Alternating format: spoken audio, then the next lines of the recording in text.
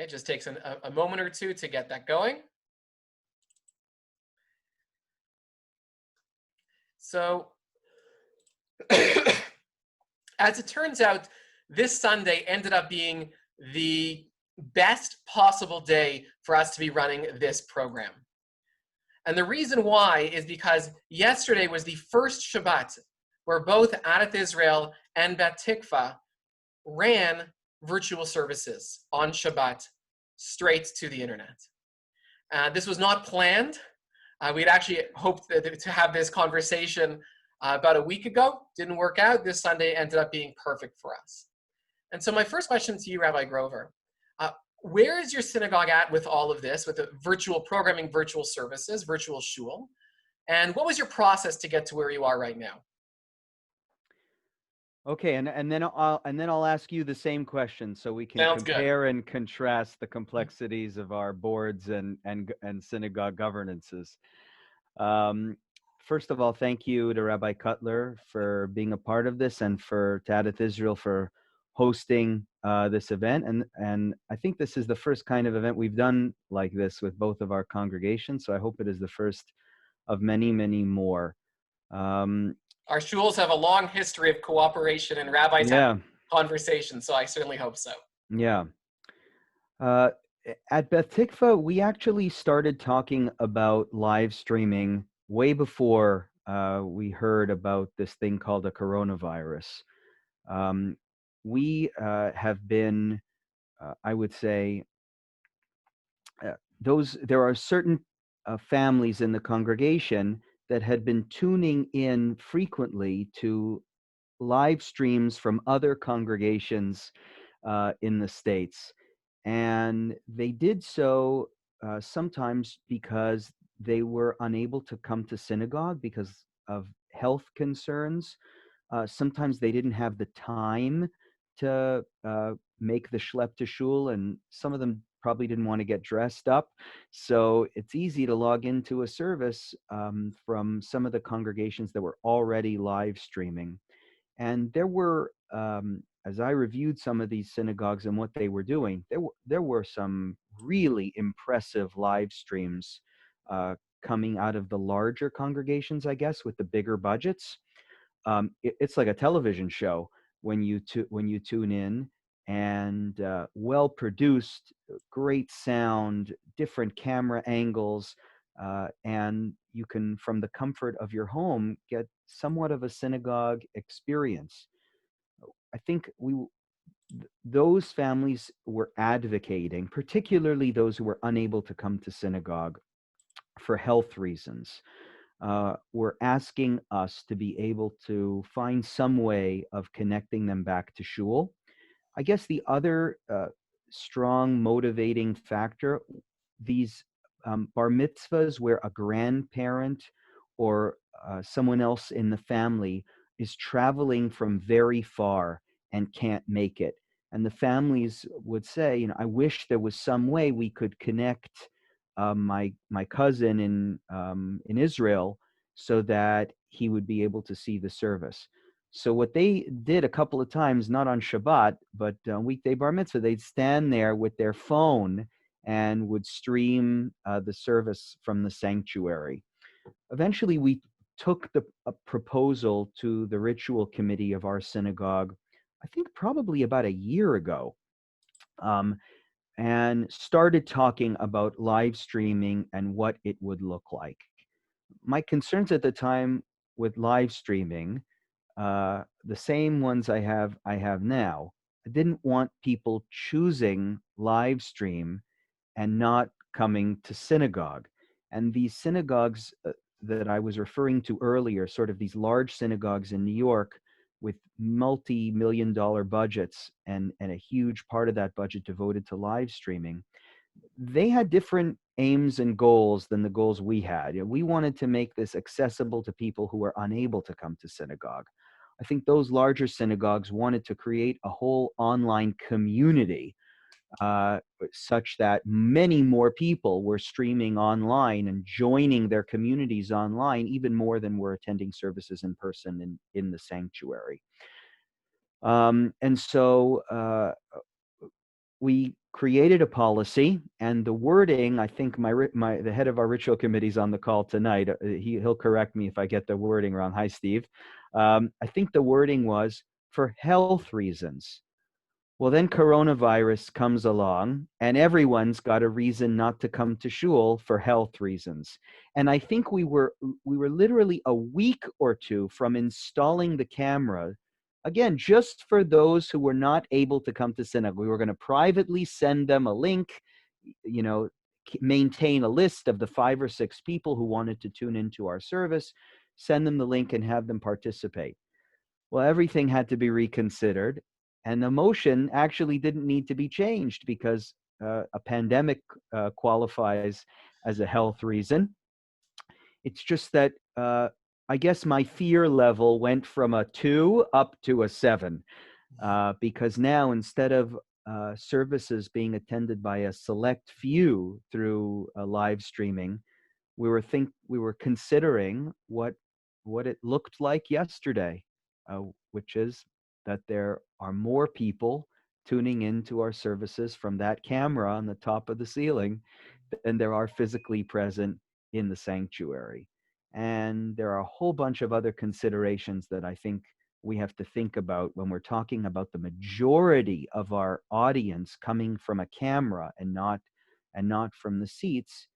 And we are still thinking about those, and I think that's what's leading to this conversation, because Rabbi Cutler knows that the whole time I've been nagging him in the past few months. What are you doing at Adat Israel? How do you feel about this? Are you worried about this? How can we stop this from getting out of control? This dates all the way back to Passover, if you all remember Passover, all the way back from Passover and questions about how do you participate in a Seder, to today's questions, which revolve around participation at services that are now starting to resume, but all of us are limiting attendance and want to encourage people, especially those who are vulnerable, to tune in through the camera and not be physically present. So why don't you share with us, Rabbi Cutler, about your experience at Adat Israel and how you dealt with these questions?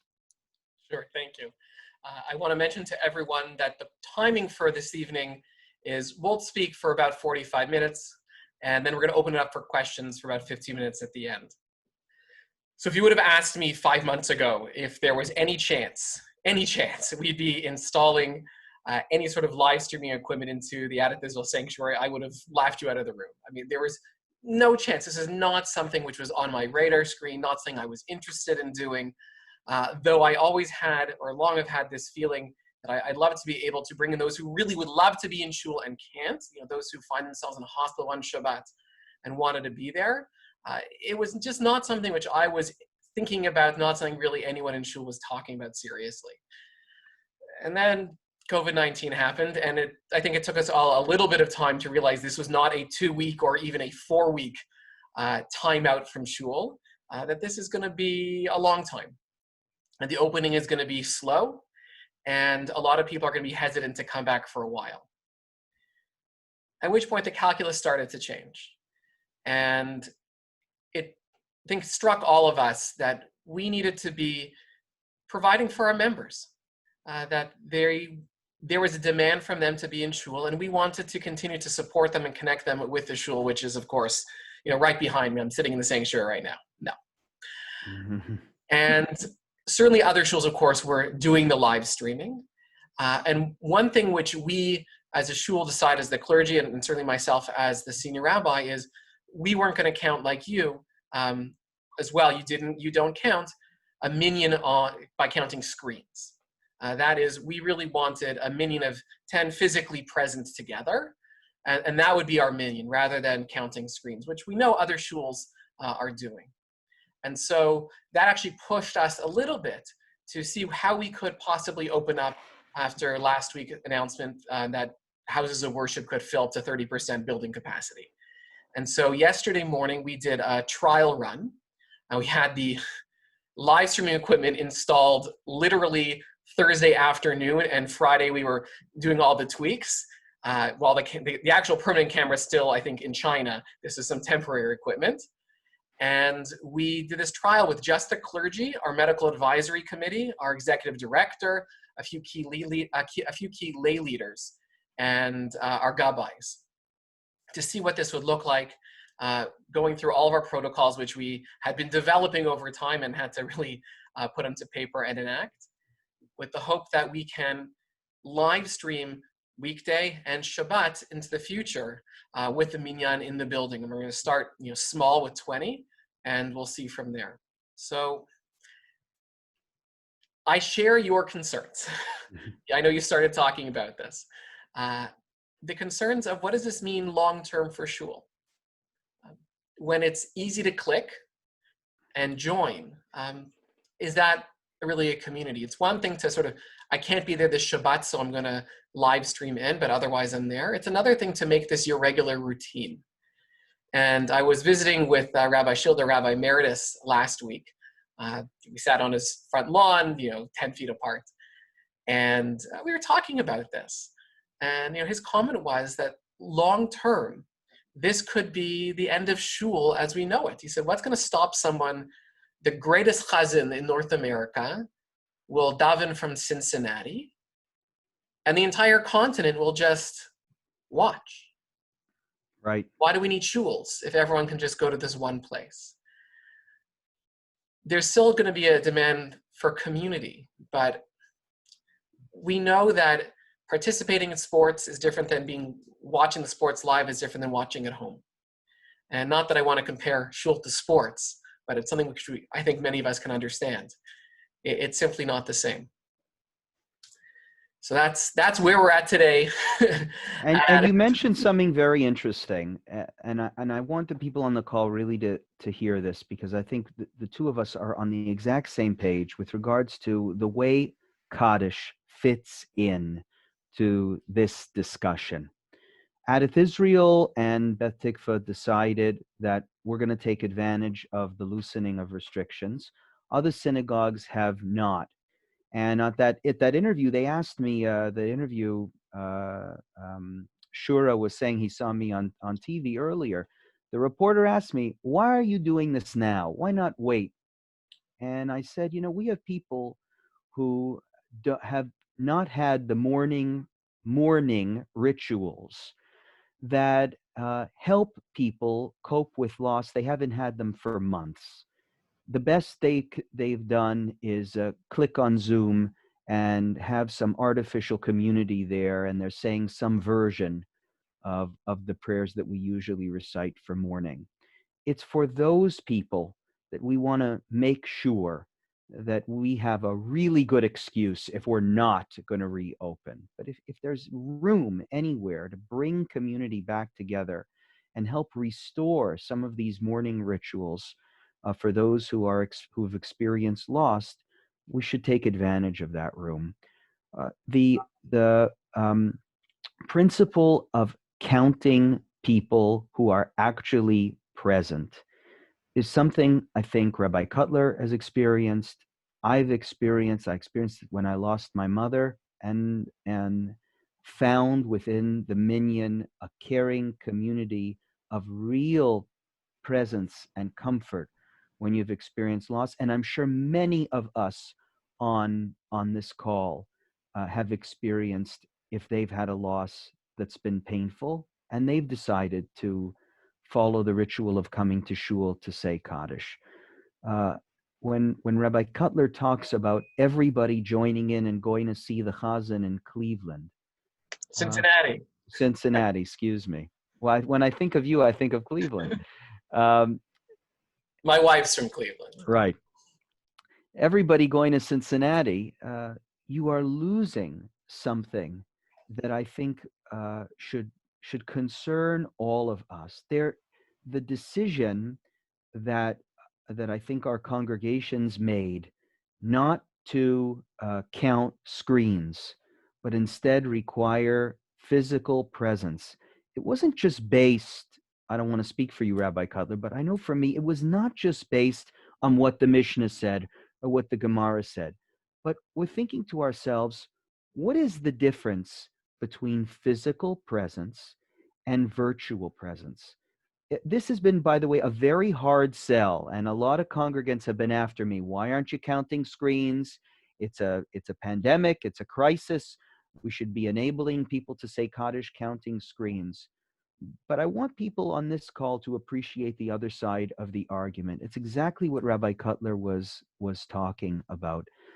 There is something different about being there, seeing your actual face move, being near other people, feeling around you the spirit of a synagogue, the spirit of worship in community. And I'm sorry, but I don't think that can be replicated on Zoom. But at So the same time, I'm going to cut you off. yeah, sure.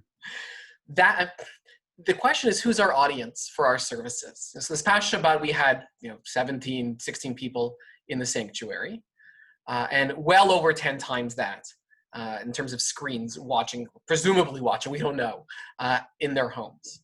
And so in a lot of ways, the audience that we're trying to create actually isn't the one in the sanctuary. People coming to shul are actually serving the people who are watching at home to allow them to have a service in which there's a minyan present in the shul that they then can participate in from home. And I think the language is important, and I've been thinking a lot about this. When I speak to the people who are watching at home, I try to actually avoid using the word watching or viewing. It's either joining or participating, because I don't want this to be totally passive. I want them to feel on some level that they're with us in shul, and I want us to feel that they are with us as well. I know we had spoken about earlier the concern for turning davening into simply a place to come and say Kaddish. Now, we both know that, of course, a lot of our congregants, they come to shul specifically to say Kaddish. And I think it's beautiful and wonderful that they choose to take on that mitzvah when that happens. And I understand that that may be their week or 30-day or 11-month commitment, and then coming back on your sites. And I'm super happy to see them. But of course, at its core, tefillah isn't about the Mourner's Kaddish. Mourner's Kaddish is a relatively new addition to our tefillah. And prayer itself goes back to the Torah. And so one of my concerns, and this is a concern for you as well, is the more we bend the rules, counting screens, saying whatever it might be, the more we turn the ikar, the essence of tefillah, not about worshiping God, but as a place to come simply to say Kaddish. And I want to put this out there. I recognize I have never had to say Kaddish. Thank God, all my immediate family are still alive and well. And I know that on an emotional level, I can't have that conversation with a congregant who bugs me the same way that they bug you. And I mean bug in a nice way. Why can't we have a minyan of screens? Because I'd rather not have to go to another shul. And my selling point for a while, and I know it doesn't work for everybody, my selling point for a while was this little story I shared in the sermon of these two Rabbis in Tsarist Russia who are arrested one afternoon for no reason. They're thrown into a jail cell with a bunch of Russians. And one of the Rabbis starts, Ashrei Yosheveitecha, it's mincha time. And the other Rabbi says, what are you doing? You can't daven. He says, what do you mean? Well, they point to the corner and there's a bucket there that people are using for the bathroom. And of course, you're not allowed to daven in a space where there is a bathroom. At first, he's upset that he can't daven. But then, like a good chassid, he starts singing and dancing. And the other chassid starts singing and dancing, and the guards come near. And they're asking, what happened? What happened? And the Russians are saying, I don't know. They're talking about the toilet, and now they're singing and dancing. So the guards don't like the chassids. They take the toilet away. Now they can daven mincha. So what's the point of the story? Why were they dancing originally? They were dancing because for the first time in their life, they had the opportunity to fulfill the mitzvah of not davening. There are moments in our life when our patterns of life change. And we have new opportunities to do things differently that are actually required at that moment. And the tricky thing that I think our movement created by some rabbis allowing counting screens is they're now saying, well, if you have an obligation to say Kaddish, You're actually not obligated to join a screen, even though you might think that you can do something else instead. And it loses the sense of obligation, because that's that's what a mitzvah is. And now we're creating this shady gray middle ground saying, well, you could go and it'd be nice if you go, but you don't have to go, but it's available. And if you do, you count. And it's easier sometimes to say, and I think actually more authentic to our tradition, to say, if we can't safely say Kaddish, you don't have an obligation to say Kaddish. And thank God our tradition has alternatives that I think if you get into, it might take a day or two or a week. But if you commit to doing them, whether it's the Kamel Rachamim, the Kaddish written by Rav Amram Gaon 1,000 years ago, this becomes your morning ritual for the time being. And I think it fulfills not just the sort of halachic piece, but the emotional piece as well. So you're welcome to add something there, but I'm hoping actually we could talk a little bit about Zoom smachot, which I know both of us have engaged in. So what's been your experience with Zoom smachot? So I've done a Zoom wedding. I've now done a Zoom bris. I did a Zoom baby naming for a Well, let's baby. go back for a moment. The Zoom, you didn't do like the bris part. No, we Okay. didn't. We haven't gotten the robotic arm Okay. yet that you can bring into your home. I'm sure someone is working on that somewhere in Israel. But we've done a Zoom funeral, Zoom shiva. I think by now, we did a Zoom divorce. I can't forget about that. And you were with me, Rabbi Cutler, when we did a Zoom conversion. So I don't know what's left on the list. I think we've covered the entire Zoom life cycle, Yeah. the entire Jewish life cycle over Zoom. Actually, I think that in a lot of cases, uh, these ceremonies, not worship, these kinds of ceremonies were virtual live streaming. Zoom actually facilitated the service in many ways. You don't have the people physically present at a bar mitzvah like you wish, but the families that we spoke to said, yeah, they weren't physically present, but my cousin in Israel, remember the one I was talking about earlier, he was able to watch the service. And we had many more guests than we expected because Zoom through Zoom, we were able to broaden our audience. So I think that's wonderful. Now, we figured that out during weekdays, but for Shabbat bar mitzvahs, we're still refraining from using Zoom because of the excessive amount of interaction that I think Zoom necessitates. But I think in general, if I was to make a prediction now, I think Zoom is here to stay for those life cycle events. Even when we get back to regular synagogue life, B'mheira b'yameinu, I hope we still have a Zoom option so that those relatives can still participate from abroad, or a live streaming option, which you have installed. One of those, because it really has improved, I think, the ability of friends and family to gather for these special life cycle events.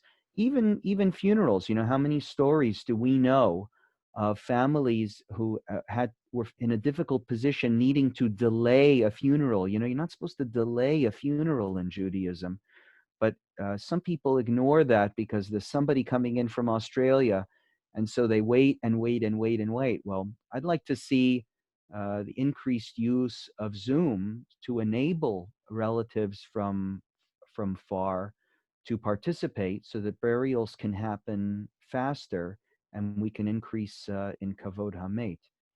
So I have good reviews about Zoom life cycle events. And what about you? So I do remember the first time, I don't know, 5, 7, 8 years ago, where I saw someone holding up their phone at a funeral, and it felt for the moment, I don't know if tacky is the right word, but it didn't sit.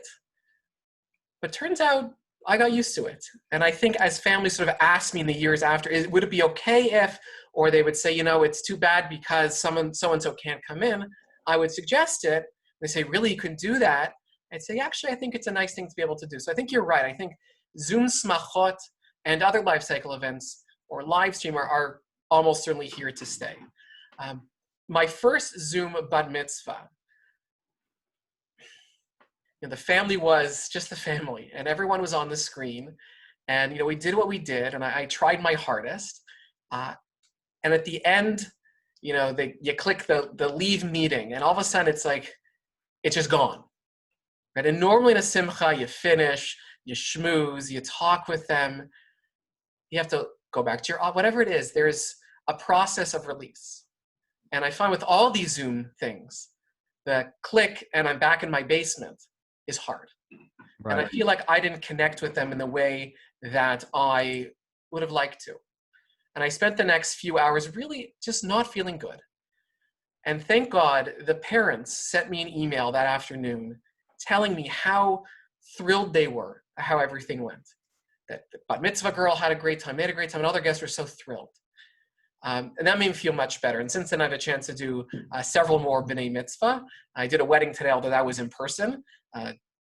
You can imagine the changes they made from yesterday. They announced new wedding regulations to today. It's right. Craziness. We can make this work.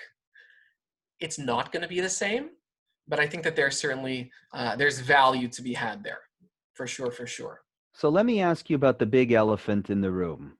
What about Shabbat and Yom Tov? You and I both have kids around the same age.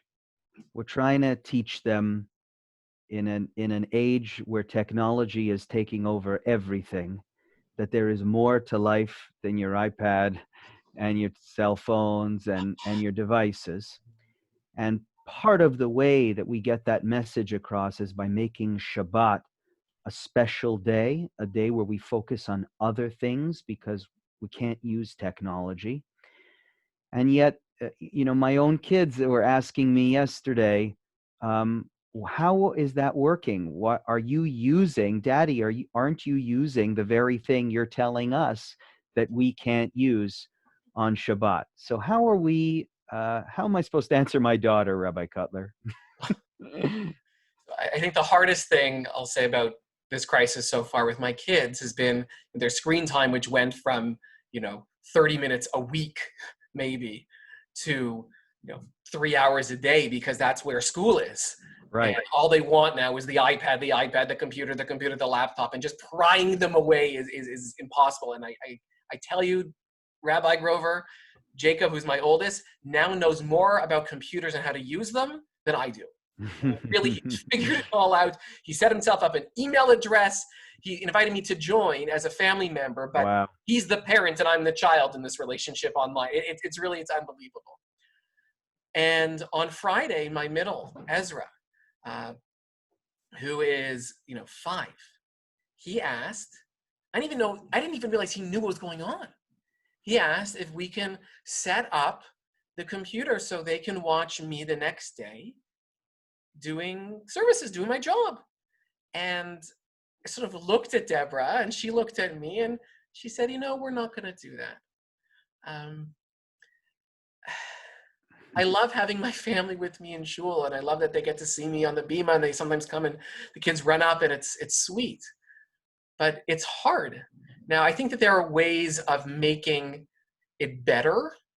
I think if you put the computer or however you're going to do it in a room you're not otherwise going to use, or you cover it up and you uncover it when you need it, and then you cover it up again. I think there are ways to make it feel like this is. That's interesting. I haven't heard that before. Like you do on a stove, like you do on the plata, covering up the blech, right? If you go to a Shabbat observant home, sometimes the blech, the heating, what do you call a blech? A heating tray? A heating, whatever it is. It's a sheet metal. Heating tray. It has a knob. Most of them have a knob on to adjust the temperature. You can adjust the temperature on Shabbos. So what are you supposed to do? You take a piece of aluminum foil and you cover the knob. It's supposed to be a reminder to you not to touch it. And that's interesting what you're suggesting. maybe cover the computer or cover the iPad as a reminder that we're restricting its usage, and not just giving it a wholesale pass.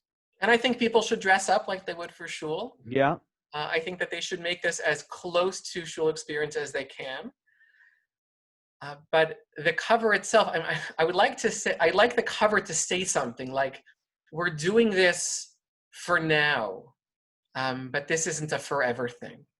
And I was, in our first communication to the congregation, I was very clear, for the duration of this pandemic, not that there's going to be a specific end date, but that this isn't something that we want to continue forever. But we both know that the cat is out of the bag. Yeah. That we're installing equipment. It costs us money. Shuls like to use the thing that they pay for, which I totally understand. And we're going to be pressed to keep it going, both for the people who are in long-term care facilities and they'll never be able to come, and for the cousin in Israel, who, by the way, causes an extra, not causes, but it's a big question there. What does it mean to be davening shacharit when you're in Israel? And in Israel, they're already, Shabbos is almost the next over, day, right? Musaf, right? Like, what is this? What time zone are you in? This is a big question. When my congregants tell me I joined a wonderful shul in California, I think to myself, it might be a wonderful shul, but I don't understand what service you're doing, because I can daven 3 hours late. It's great. Well, you said something to me. We're going to be, and the reporting piece is going to be a real press. Yeah. And I made it very clear. There's an isur, there's a halacha of the because of ketiva. Exactly. The 39 things you're not allowed to do on Shabbat. One of them is ketiva, is writing. And we understand recording digitally to be a form of that. And so I was very clear, this cannot be recorded, it cannot be archived. And it happens live, and just like being live, it's lost. And we're going to be pushed also for B'nai Mitzvah. I want to, I see the camera back there. Right. Why can't we record this? And we're going to have to be strong if we think that this is important. Sorry to interrupt. You said something to me a few weeks ago that I found very, very helpful, just to understand and justify what we're doing here with these cameras. I just want to make sure everyone heard that Rabbi Grover said that Rabbi Cutler was very helpful. I'm giving him a compliment, everyone. Okay. It's official. No, I did find what you said very, very important, and it helped me even to respond to my daughter when she asked me her question.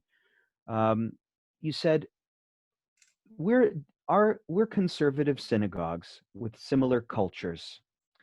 If this was an Orthodox shul, and we told people it's Shabbos, there's daven on your own, for the most part, people would know what to do. They would take a siddur, they open up, they've davened on their own probably many, many times before when they've been away from their home communities. They would be familiar. If we were to tell our congregants it's Shabbos or it's Yontif or it's Rosh Hashanah, it's Yom Kippur, daven on your own, I think for the most part, our congregants, this is what you said to me, and I think you're totally right. Our congregants would go, well, I don't know what to do. What do I do? What does that mean? Daven on my own. Do I just read the machzor? And even if I can read the machzor and try and muddle through the prayers, what kind of a Rosh Hashanah is that? What kind of an experience is that? Am I really going to get any meaning? Am I going to understand what Rosh Hashanah is about? So I think framing it that way, it helped me, because I think sometimes halacha is about choosing, what's the expression, the devil, help me, the devil you like, or the better of the two devils. Someone write it in the chat. I forget the expression. Choosing between two bad outcomes. The first is sort of allowing this usage of live streaming on Shabbat and Yom Tov. And I think we all understand, even my 9-year-old daughter understands the problem with that, because to restrict some things, the devil there you go, to restrict the usage of technology and then cover it up, it's hard for kids to understand the consistency there. And the logic. Does that really make sense? I mean, am I allowed or are you not allowed to use a computer? And by the way, we have experience in the conservative movement with that very question. We allowed driving on Shabbos, but we didn't just allow driving on Shabbos. We allowed driving to the nearest synagogue if it's not within walkable distance. But what did that turn into? For many people, it turned into, you can drive on Shabbos Yontif anywhere. And I think the fear in allowing usage of technologies that normally would not be allowed on Shabbat and Yom Tov is that we're opening up a slippery slope. Those boundaries won't be there. And then on the other hand, the importance of keeping people engaged with Jewish life, engaged with Torah and mitzvot, having them listen to the Torah reading, participate in a service, get some meaning out of Shabbat or Rosh Hashanah and Yom Kippur. Oh, and then you said something else to me. And what do you think would happen to our institutions if we told our congregants, you're on your own for Shabbat, for Rosh Hashanah, for Yom Kippur? And then what price would we be paying for our stubbornness on this issue? We would sacrifice our shuls, sacrifice meaning on Yom Tov, and I think for the most part, we would turn our congregants to another congregation's live stream where they did feel that their needs there to connect to Jewish life were being fulfilled. So if Did I do an accurate job in representing your? I'll tweak you in a moment, but Okay. Both of us felt, as the senior rabbis of our shuls, the weight of the Jewish life of our congregants on our shoulders. And it's not ultimately just about, can I justify it halachically? It's also about what's right for our people and how we're going to help them live a rich, Jewish, meaningful life. And the answer is going to be different depending on what shul you're in, because the population is somewhat different.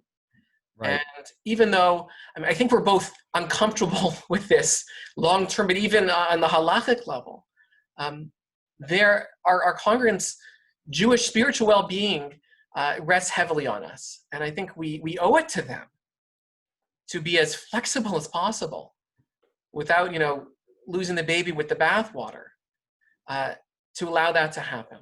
And that's how we ended up where we are with live streaming, starting this past Shabbat. I don't want to overgeneralize about our congregants and, our shuls versus the Orthodox shuls, but I do wonder the extent to which there is some truth in, who goes to shul to fulfill the obligation to pray and the preferred obligation to pray with the minyan versus who goes to shul to fulfill sort of the idea of the mitzvah of going to shul on Shabbos. Right. Right? And I think for a lot of the people who I talk to every shul on Shabbos, they come to shul because that's what you do on Shabbos. Right. And it's not necessarily because, and they're davening when they're there, but it's not necessarily because they want to daven and they want to do it with a minyan, because they just want to be in shul. And that's lost to some extent when you live stream, but it's the best you can do at that moment. But at the same time, being in shul yesterday morning with 17 people who couldn't shake hands, who couldn't hug, who couldn't talk to each other, and we're limiting singing, and we're going quickly through the service, and all these things, it's also a loss for those who are able to be there. It really doesn't feel the same. I was surprised on our last Shabbat that before we closed, I had congregants who said, "Do you mind, can I take a Siddur home?" Because they didn't own a Siddur. And, the shul for so many people it's not just a piece of their Jewish life, it's a major piece of their Jewish life. And if we don't go down this route, our congregants just don't have the opportunity to practice their Judaism in a way which is really the way they're used to practicing. So if one of your congregants asked you a question, Rabbi Cutler, I know how to daven on my own, but I miss seeing the shul.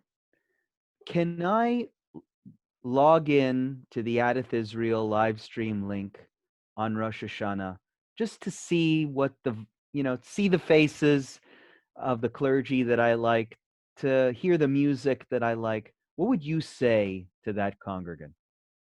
So first, what I will say to begin with is one of the things that we're trying to encourage is people to actually learn how to lead the high holiday services. And we have people who are already taking that on because, first of all, some people, without asking me, they're just not going to do it. They're not comfortable doing it. And they'd much rather have a local minyan that they can go to in person. Maybe in someone's backyard, it might be small, than having their screens on. So we're really trying that, and I think it's actually a nice solution for some people. I would still tell, I think, that person, if they want to come on, if they want to join, there is the aspect of minyan there. It's not exactly the same as being there, and I think it's worth noting that there's a 20 to 25-second time delay when you put something on live stream. It's just, that's the way it is. That's the internet for you. Right. So if you're joining along and saying amen, you're saying amen to something which happened 20, 25 seconds ago. But I still think it's, it should be on. Now, I gave instructions, et cetera, how to log in before Shabbat and so your computer doesn't go to sleep, all those things, because if we're going to do this, I think that there's a way to do it, a better way to do it than to wake up on Saturday morning and start clicking at that moment. How about yourself? What would you say to that congregant? It's a tough one. That's why I threw it at you. It's a tough question. I probably would say to my congregant not to tune in. I think that somebody who's able to daven without live streaming could help people, his neighbors, and help his family create a meaningful service at home. Uh, I have to think more about what you said because you're right. There is something to, well, but if I log in, I get to be part of a community. But that being part of a community comes at the cost of Hilul Shabbat potentially. So I don't know. I got to think more about it. But I think I'm very happy we're having this discussion because in the least, what it's offering to our communities is a sense that this is a complex issue. This is not so obvious. I was actually very surprised to hear from a number of our colleagues that this was for them the obvious way we're going to move forward. Live streaming is the future. Let's embrace it. This is the way to go. This is the future of synagogue life. Get used to it. And I actually would rather encourage our members to have a conversation both in their own minds and with their families and loved ones, very similar to the conversation you're hearing tonight between Rabbi Cutler and myself. This is not a conversation that is so halachically sophisticated. I find it deals with Jewish values that the average Jew can really understand. What does it mean to be part of a community? What does Shabbat mean?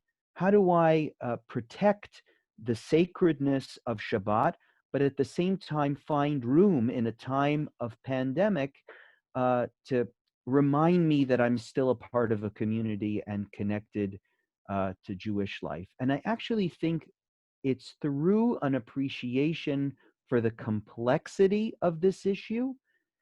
Like if I see that people understand the complexities, I'm a lot more comfortable being permissive of sort of tuning in on Shabbat, even if you know how to daven, and those difficult questions of where I draw the line. If you understand the values that are at play, then I'm comfortable with people saying, I'll draw the line where I'm comfortable. It's the approaches that are very black and white that scare me. The approaches of this is the future, let's just run with it. Or on the other hand, there's absolutely no grounds on which one could ever use live streaming on Shabbat or Yom Tov. I think those miss the whole essence of what we're trying to get at here. So I actually think we should have this conversation again and again and again. If this is going to be the future, at least in some respects, we should keep evaluating it, keep talking about it, and remind people that if we maintain, I think, a Jewish perspective that is a perspective that is based on underlying Jewish values when evaluating this issue. Sofa lehitkayem. In other words, the argument will continue because it's l'shem shamayim, because we know that the argument is all about how do we serve God and bring people closer to Torah and mitzvot. When it becomes about people making black and white judgments about what's good and what's bad for humanity, that's where I think we miss the point. Okay. We're going to open up to questions now. So if you have a question, please put it in the chat box. I've noticed, I'm just sort of scrolling through now, a lot of people have been having some really interesting and great comments, so thank you for that. So waiting for questions. While they're coming up, one person asked about Zoom, and this is something which we actually changed for Friday nights. We were doing at Israel, Kabbalat Shabbat, up to the point at which you have I felt you had to turn off your screens with Mizmor Shel Yom HaShabbat, the Psalm for Shabbat, when I think formally we would welcome Shabbat in. And we used to do it live to YouTube and Facebook, but there wasn't the interactive. And then we switched for this past Friday night to make it to Zoom so people could see each other and participate, be together in that way. And I think it was actually a nice switch. But we weren't doing it on Shabbat, and our plan isn't to do it on Shabbat. Then you lose the sense of being with your community, absolutely 100%. But for me, and maybe for you as well, Rabbi Grover, the challenges of people wanting to chat and type, then the person who's leading, changing what's being shown on the screen, right, automatically. I had a conversation with a rabbi who's near and dear to both of us, with Rabbi Joel Roth, who suggested actually much better, particularly during a time of pandemic, when it's Shadat Chak, it's a moment of real urgency, of emergency. It's much preferable to have someone who is not Jewish sort of pan or switch the camera angle than my voice activating where the camera is going to go. So that's, we didn't want to do Zoom, and I think we're comfortable with that for now. Yeah, I think Zoom, part of what's happening in the course of these discussions at synagogues is finding those ways of restricting the usage of live streaming technologies, because by restricting them, we send the message that we're afraid, in a sense, of these getting out of hand. And I think one of the ways where we can make that distinction is by saying that live streaming services that involve more text input and more computer usage are worse than live streaming services that involve less interaction with a device. So again, part of this is chinuch, part of this is educating people, sending a message. And I think by distinguishing between live streaming services and creating live streaming services that are more in line with the respect due to Shabbat and Yom Tov, then we keep Shabbat and Yom Tov as sacred days in our lives. So I'm looking at the questions now. One question about this: the Kohen status give dibs in terms of being one of the select few who can get to go to shul. So yesterday we had 17 people. We had 5 Kohanim in shul. And I had to make sure the guests would have enough non-Kohanim to fill the other roles. And everyone had something to do except for some of the Kohanim. It wouldn't in my book. I think there is a long-standing practice. If there are on a weekday 3 aliyot to be given out, how do you give a hierarchy? Who gets the aliyah? So we talk about the chassan, the groom on his wedding day, the father of the bris, and then you go down in terms of people who have chiyuvim, who have obligations to say kaddish, et cetera, et cetera. So for us, if and when we get to the point where we are opening up to the general population, it's going to be by pre-registration, and then you're going to get an email saying you've been approved is the wrong word, but you're on the list. One thing we're going to be asking during the registration process is, why do you want to come to shul tomorrow morning for shacharit? And if the answer is because I'm sitting shiva or I'm in shloshim, that will take precedence over someone who says, I just like coming to shul. Now, at some point, I want to have a little bit of a rotation. That is, the people who normally come to shul, I don't want them to be forever kicked out because all the mourners want to be there all the time. I want other people to have a chance to come. But to be honest, I'm certainly not convinced for the next little while that even though we'll cap it at 20, that we're going to come anywhere near that. I think for weekdays, a lot of people, especially the one normally we have 2 weekday shacharit services. Many of the people who come are exactly the people I don't want to come to shul right now, because they're 65 or older, or because they're not in the greatest of health. And that was our message to everyone. Now, we're not going to be telling people you're forbidden. I think people have human agency, and they have the right to decide for themselves what risk they're going to take for themselves. But strongly discouraged is the term from coming to shul. And if that means we're not going to have a minyan for a while, we're going to let people know who plan to come. We will not be having a minyan this Thursday afternoon, that we'd still love you to come to shul. I too don't know about Kohanim, but I would really impress on everyone Rabbi Cutler's words about the vulnerable coming to synagogue. Both of us are very aware that our synagogues have high median ages, which means our congregations are particularly at risk. This is a time where we need those younger members, some of whom have sort of been in the background and letting their parents' generation take control and take the leadership and make the minions and everything like that. This is the time where we need our younger members to step up, because for every young and healthy person that says, I want to come to synagogue, and I'm not telling anybody who's not yet comfortable coming to synagogue that they should come to synagogue. If you're not comfortable, everyone has a right to their own tolerance of risk. If you're not comfortable, don't come to shul. But if you're going to IKEA and you're going to Canadian Tire and you're going everywhere else, and you are comfortable being out in crowds, and you're young and you're healthy, this is the time when we need our younger members to step up, because for every young person who comes to synagogue, that means an older person can stay home and can participate in the service in the safety of their own home, and not sort of feel the guilt of maybe I should come to synagogue in order to make that minyan. Because Rabbi Cutler, we opened up today our daily minyan, and we were on the border for Shacharit. We just made a minyan, and for Mincha Marav, we didn't make a minyan. I'm not sure if it's a reflection of people's readiness to come to synagogue. It might just be, as some of my members have stated, the rules are so complicated and the registration system, I need a few days to absorb how to actually come to shul. That might be what's being weighed here. But the people who are coming to shul, I thank them. It's wonderful. They're supporting community.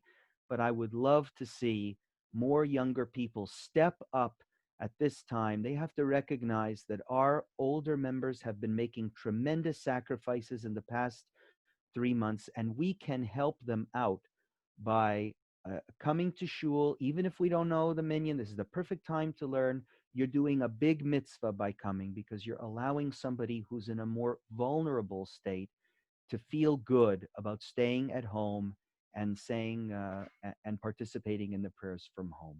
I think that's a really, really excellent point.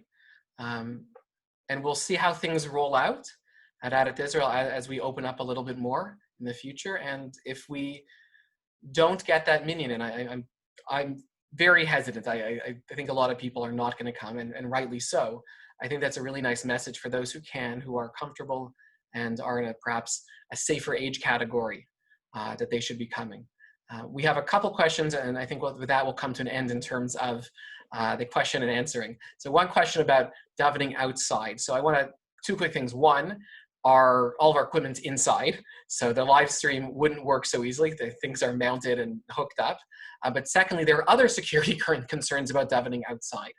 And shuls in the course of the last 2 years spent a lot of money on security, and for good reason. And just because we have the challenge of COVID doesn't mean that we are less vulnerable to other security risks.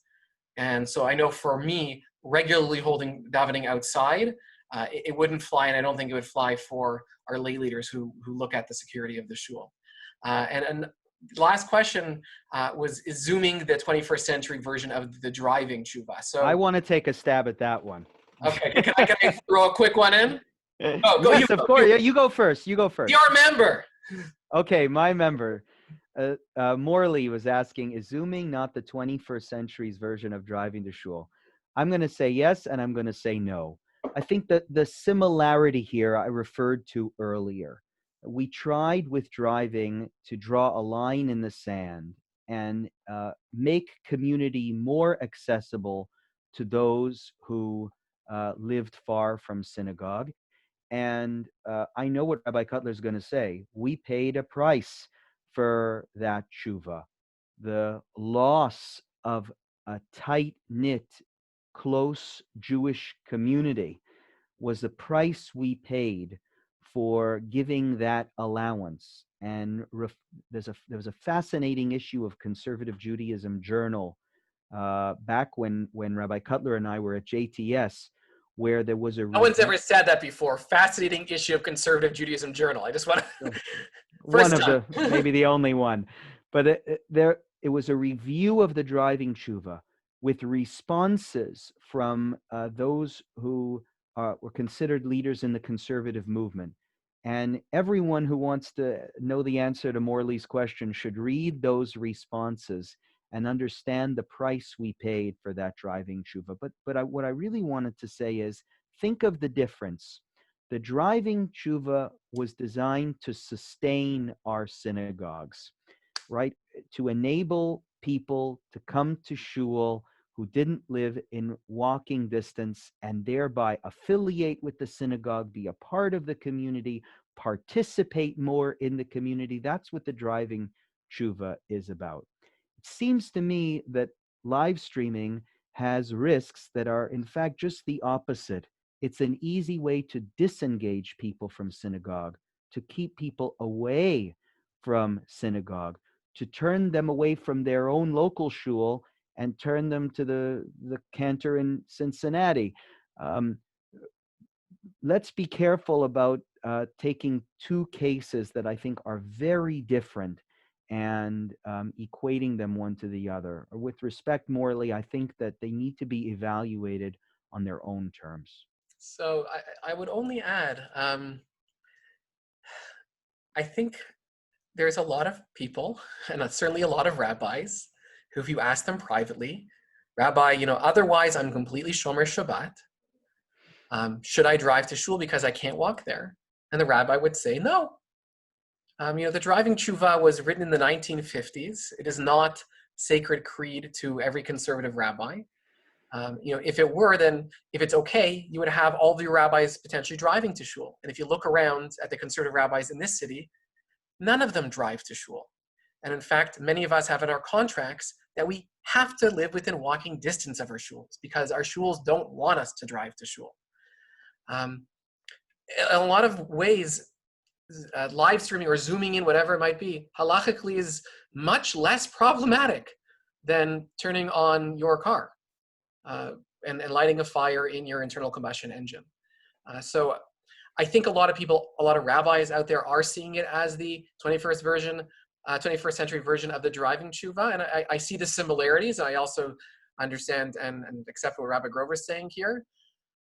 But we have to remember there is a range of thought in terms of all these issues within the conservative movement. And I don't think it'll surprise anyone here that Toronto has historically and continues to be a little bit more of a traditional conservative community than elsewhere. So I'm going to turn it over to Rabbi Grover for the last word, after which I'm going to leave the feed on. I'm going to turn the recording off. And if people want to stick around, say hi to each other, you're welcome to that. I'm going to put one of my kids to bed, though. So you'll continue to see Adith Israel in the background. And hopefully when I come down and he's sleeping, if you're still talking to each other, great. But if not, I'll just close it then. Rabbi Grover, the final word. I want to thank you again, Rabbi Cutler, for facilitating this conversation. I guess as a final word, I want to say I think we live in a time where screens and technologies are overwhelming every aspect of our lives. and they are fundamentally changing the world we live in so many different ways. And if you didn't see it before, you certainly see it now during this pandemic, where so many basic functions of life have moved to virtual spaces. People are being replaced, relationships are being replaced, and the time that we are spending interacting with devices, and I'm aware that I'm complaining about this while I'm interacting with all of you on a device, but the time we're spending interacting with devices, which was dangerously high before, is just getting worse and worse. There is a cost, my friends, for this unending trajectory towards automation and computer generating of relationships and institutional spaces, etc. Um, and I worry greatly about where this is taking us. There is something human that can, about a hug, about a face-to-face conversation, about getting coffee with a friend, about being in a synagogue, feeling that space, feeling the sacredness, uh, uh, the sense of connection with the past and to each other that we need to be in the shul to feel. And I hope that all of us, as we navigate the challenges of the day and move to a world that's increasingly now finding screens, even in the sacred spaces where we once said no screens, the sacred spaces and the sacred times when we say no screens, and now find these technologies sort of wiggling their way in. I hope we will be extremely cautious. And if we're going to spend more time on the screen watching services, at least do yourselves the favor of taking the same week you're going to be on the screen for 2 hours at shul, book 2 hours to have coffee with a friend, or to go visit somebody ill in the hospital, or to attend a mourner, or to dance at a wedding. I think that these are what the rabbi says. Mitzvot she'adam ochel protehem ba'olam hazeh. You eat their fruit in this world. In other words, you need to be present for these mitzvot in order for them to matter. A computer is just not going to cut it. And I think, those final words, it gives you a bit of a sense of where I'm coming at to this whole discussion. And again, thank you for your attention, for facilitating this. And I hope we keep exploring this issue because, like Rabbi Cutler said, I don't think it's going away anytime soon. All right, so good night, everybody. I'm going to turn off the recording now and stick around for as long as you'd like. I'm sorry we can't offer you any refreshments.